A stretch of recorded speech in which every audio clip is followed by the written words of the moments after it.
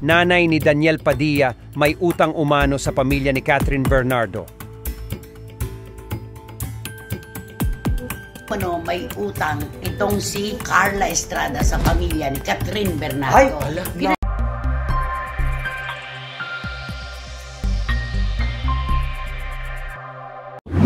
Kung maaalala, noong Huwebes, Nobyembre 30, nang kumpirmahin ni na Catherine at Daniel ang kanilang breakup matapos ang pagsasama ng mahigit 11 taon.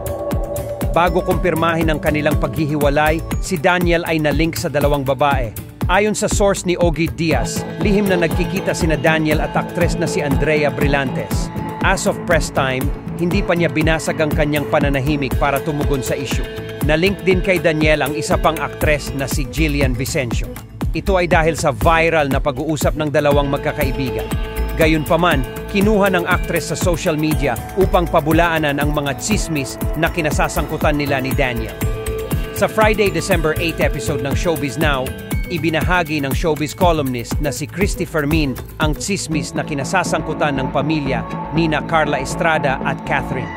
May lumutang na kwento na di umano may utang itong si Carla Estrada sa pamilya ni Catherine Bernardo. May utang itong si Carla Estrada sa pamilya ni Catherine Bernardo. Ay, kumikita ng malaki si Daniel Padilla pagkatapos nangungutang si Carla.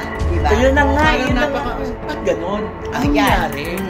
Yan ang mga kwento na tinututukan ngayon ni Carla at kapaabogado raw niya. Ay. Yung mga nagkakalat ng mga issue na ganyan. Oo, dapat. Wala kayong magagawa. Yan yung kumakalat na issue talaga. Ang kailangan dito ay isang magandang pagpapaliwanag. Ayan.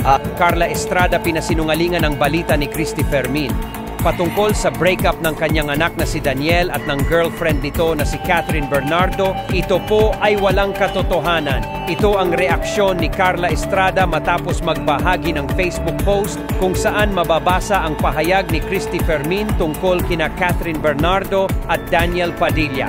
Kasunod ng pahayag ni Christy Fermin tungkol sa breakup umano ni na Daniel Padilla at Catherine Bernardo, ito ang naging tugon ng ina ni Daniel Padilla na si Carla Estrada. Marami ng kwento tungkol sa breakup ni na Daniel Padilla at Catherine Bernardo kung saan nasangkot umano si Andrea Brillantes dahil sa vlog ni Ogie Diaz na naglantad sa lihim na pagkikita ni na Daniel at Andrea. May isang netizen din ang nagsulat ng post na nagsasabing madalas na tumutuloy at natutulog si Daniel sa kondo ni Andrea at may plano raw na mag-abroad ang dalawa sa susunod na taon. Maging ang ex-boyfriend ni Andrea na si Richie Rivero ay hindi umano alam ang tungkol sa pagkikita ni na Daniel at Andrea. Kapansin-pansin din sa mga larawan mula sa kaarawan ni Carla kamakailan lamang na wala si Catherine.